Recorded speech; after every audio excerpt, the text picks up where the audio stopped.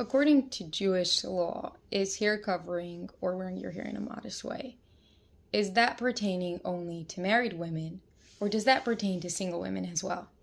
If you ask most Orthodox Jewish women today, they'll tell you that it's only for married women. And if you ask them what changed, yesterday her hair was perfectly fine, and then the day after the wedding today, it's not fine.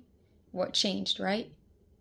And they're going to try to give you all sorts of explanations. But if you understand that the purpose behind the hair covering in the first place was all about modesty, then it's like, oh, the day before the wedding, your hair was perfectly modest. The day after your wedding, your hair is not modest. So that's a big question I had, and I'm sure lots of you may have. So the answer to that question is that years ago, head coverings, it didn't matter if you were single or married. All women covered their hair or wore their hair in a modest way. And it has nothing to do with marriage. And the reason for that misconception is that years ago, men and women would all get married young around the age of puberty.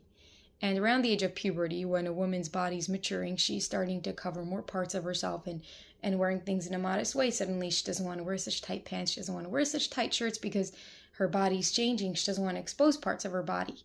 So the same went for her hair.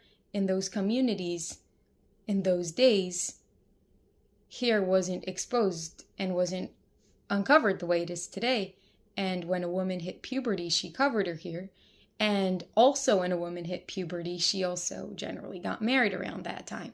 So because puberty, the age of puberty, coincided with marriage, and it also coincided with many times being more modest, like covering hair, many people got this misconception that hair covering has to do with marriage when it has nothing to do with marriage.